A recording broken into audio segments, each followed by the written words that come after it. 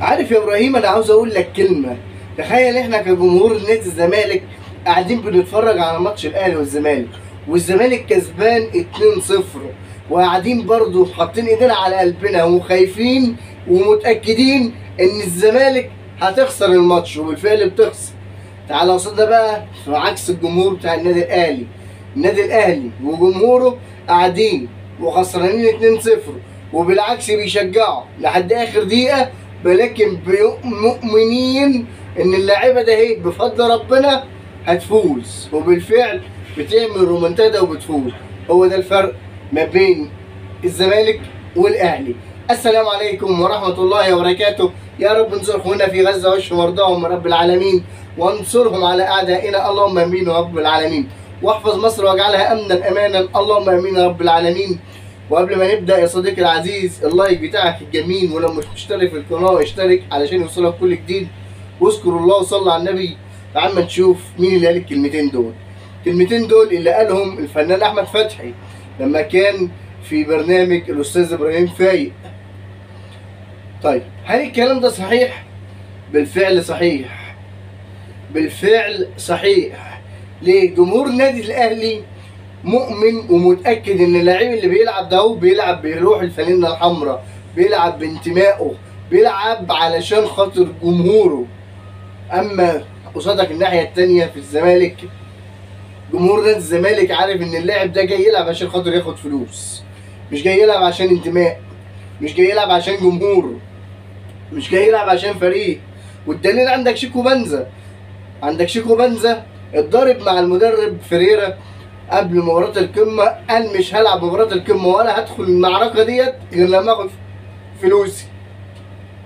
ودي الدليل. والدليل تاني برضو ان معظم اللعيبة بتمشي من الزمالك عشان خاطر فلوس. فين الانتماء؟ تخيل لما تشوف امام عاشور في هدف حسين الشحات، واول ما شافه طلع يعني متحمس للهدف، مبسوط فرحة جنونية ان الاهلي جاب جون. ده كان واحد قبل كده كان زملكاوي، لو جبت واحد غريب كده وقلت له ده الراجل ده كان بيلعب في الزمالك يقول لك كذاب، ما صدقكش بالتشجيع اللي انا شايفه ده. الستوري بتاع امام عاشور وبتاع زيزو بعد مباراة القمة، ولو جبت واحد غريب وقلت له هم دول كانوا بيلعبوا في الزمالك يقول لك كذاب ما صدقكش، ده من المتربيين في النادي الاهلي. شفت الفرق ما بين الانتماء وحب النادي، وانا بلعب في نادي تاني عشان خاطر اخد فلوسه بس. في فرق شاسع في الاسلوب والتربيه والنظام وكل حاجه.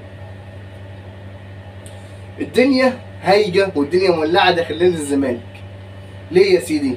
عندك كابتن حسين لبيب وادارته عاوزين يمشوا فريرة، وجيبوا الكابتن طارق مصطفى، وجون ادوار يقول لهم بس عندكم انتوا جيتوا عند الحته بتاعتي، جيتوا عند الشغل بتاعي، انا ما اسمحش لحد منكم يتدخل في شغلي.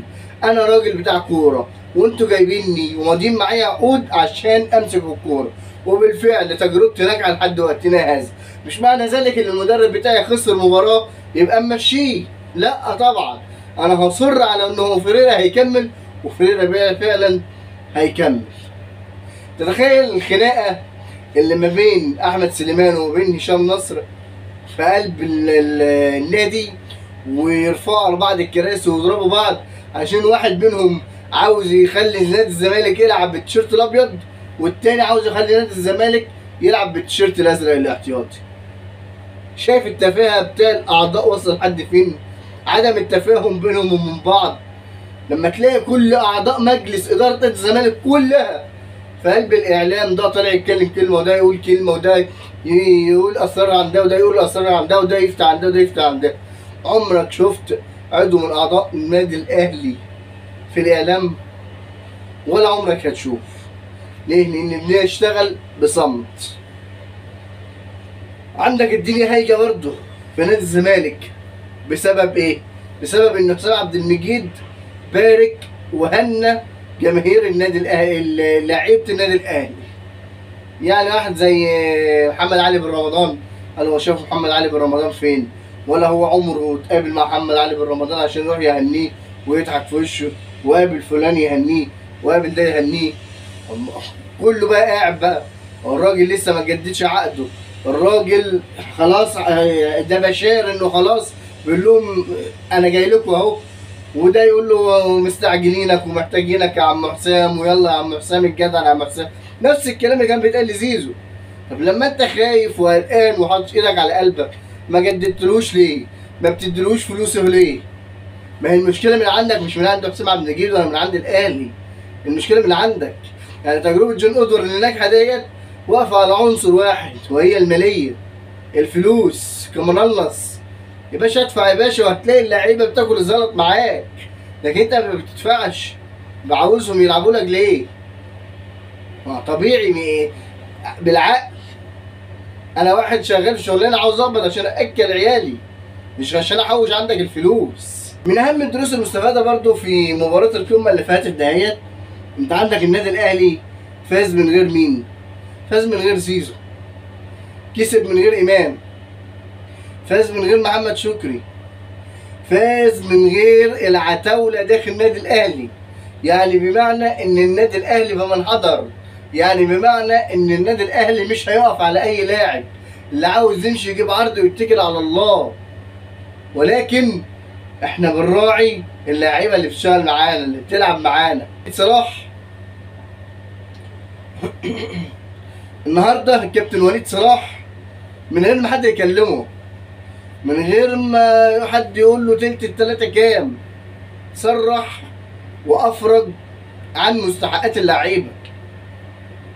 بلغهم كده الفلوس جايه لكم النهارده، بكره الفلوس هتلاقيها موجوده في حسابكم، مع مكافأة لا تتوقع بعد الفوز على مباراة كهرباء الإسماعيلية. طبعا مين اللي مش هيبقى حاضرين معانا في مباراة كهرباء الإسماعيلية؟ أولهم وعلى راسهم تريزيجيه، بسبب الإنذار عشان هو خلع التيشيرت في مباراة القمة، الإنذار الثالث. طيب وعندك محمد شكري، وعندك إمام عاشور، وعندك كريم فؤاد. كل دول من الاصابات اللي مش هتلاقيهم موجودين مع النادي الاهلي. زيزو خف وهيرجع ان شاء الله. حسين الشحات فوجئنا ان هو اتصاب النهارده كدمه في الكتف، برضه مش هيلحق ماتش كهرباء الاسماعيليه. ومن هنا نروح للمنتخب، منتخب مصر للشباب اللي بيقودوا فين للتدريب الكابتن اسامه نبيه. الفرقه ديت كنا متوسمين فيها خير، الفرقه ديت كنا هناخد منها شباب نبدا عليها المنتخب الاول، ولكن اللي ماسكها فاشل، واللي عينه فاشل. تخيل لما تخسر من اليابان 2-0، وتخسر النهارده من نيوزيلندا اللي الفرقه مرتبه تقريبا حاجه و60 ولا حاجه و80، تمام، تخسر منها 2-1. يعني تقريبا انت خلاص خرجت بره البطولة. لعب عشوائي، لعب فردي، مفيش جملة ولا تكتيك ولا تحرك داخل المستطيل الاخضر بقرار من المدرب. لعب ولكن في مدرب ماسك منتخب. ميكالي كان موجود وعامل معاهم احلى شغل، مشيناه عشان بياخد شوية دولارات زيادة، وجبنا واحد فاشل لا يفقه اي شيء في التدريب، مسكناه المنتخب، طلعنا بفضيحه. وبخصوص المنتخب نيجي للمنتخب الاول. المنتخب الاول طبعا هيشارك في بطوله وديه في التوقف الدولي بتاع شهر 11. بطوله وديه. طبعا احنا عارفين ان السوبر المصري هيتلعب في الامارات وهينتهي يوم 9/11. جميل. المعسكر المصري هيبدأ يوم 10/11 برضه في الإمارات، والبطولة الدولية هتتلعب في الإمارات، هتبقى بين مصر وبين إيران وأوزبكستان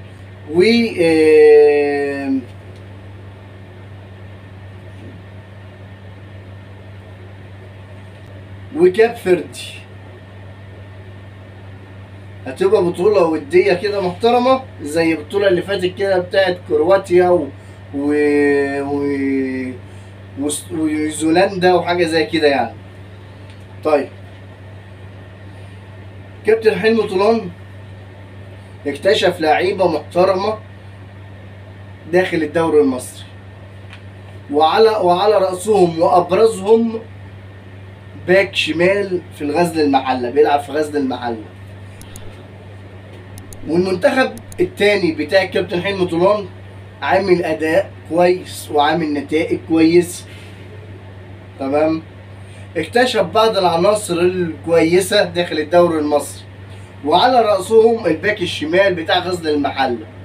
باك الشمال اسمه يحيى زكريا، مضى مع النادي الاهلي خلاص، وخلص 4 مواسم ب 10 و11 و12 و13 مليون، كل سنه بيزيد مليون زائد. هادي رياض مدافع بتروجيت، اداره السكاوتنج حط عينيها على اللاعب ده، وتقريبا على وشك انه هينهوا معاه كل الاتفاقات تدعيما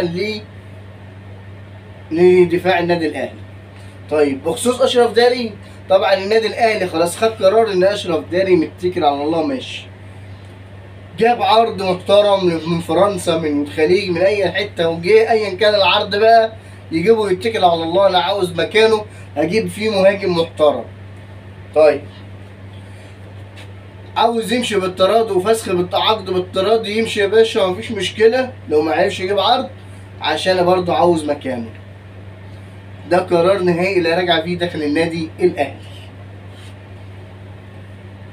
ملف التجديدات اشتغل عليه الكابتن، او لا الكابتن وليد لا، لان الكابتن وليد اصر ان مفيش تجديدات دلوقتي، بس الاقاويل يعني عندك حد اتكلم مع وكيل اليو ديانج وقال له بص يا سيدي، هنجدد لاليو ديانج مليون ومليون و100 ومليون و200 ألف دولار 3 مواسم، والراجل يجيب عرض ويتكل على الله يمشي، يجيب عرض محترم يليق بيه يليق بالنادي الاهلي يمشي. مش ما جابش عرض هيكمل معانا واحنا محتاجينه داخل الفرقه. بالنسبه لاحمد عبد القادر، احمد عبد القادر هم وصلوا لاتفاق شبه منهي ب 35 مليون، ولكن لسه العقود لسه ما صغتش، لسه ما انكتبتش، لسه ما مضاش على عقود. مين تاني من العقود اللي بتنتهي هذا العام؟ عقد حسين الشحات. حسين الشحات رفض عقد ليبيا المغري تقريبا داخل في مليون دولار، رفضه مقابل انه يكمل في النادي الاهلي موسم كمان، فهيتم تجديد لحسين الشحات موسم كمان. وبالنسبه للمدير الفني داخل النادي الاهلي لسه مفيش فيه جديد. طبعا اسامه هلال مدير التعاقدات في الدنمارك على اساس ان هو يجيب امضه المدرب بتاع الدنمارك، تمام، ما عرفش يجيبه، ما عرفش يقنعه، ولحد دلوقتي النادي الاهلي بدون اي مدرب، لان هم بلغوا الكابتن عماد النحاس انت اخرك معانا مباراه كهرباء الاسماعيليه. وبصراحه انا مش عاوز اي مدربين من الدنمارك، شايفهم مدربين فاشلين، شايفهم لا يرتقوا بفكر النادي الاهلي ولاعيبه النادي الاهلي وجمهوره، مش هيحققوا اي حاجه، هيبقى مدرب فاشل. انا شايفه كده، انا توقعي كده. لكن في ملفات تانية الاهلي شغال عليها هنا، وابرزهم ملف جوميز اللي ماسك الفتح السعودي، اللي بيقدم نتائج سيئه مع الفتح السعودي دلوقتي، وعلى وشك ان هو هيتم اقالته. فالاهلي بيستفسر عليه عشان يشوف لو كده يجيبه او يشوف حد تاني. طيب هننهي الحلقه مع بعض بدروس مستفاده من مباراه القمه اللي فاتت ديت، وعلى الاخص لنادي الزمالك. طبعا بعد اصابه عدي الدباغ المهاجم بتاع نادي الزمالك، ظهر لنا مين؟ ناصر منسي وعمرو ناصر. ناصر منسي مستواه مش افضل حاجه في الوقت الحالي. عمرو ناصر بقى كان مهاجم فرق، لعيب تحفه.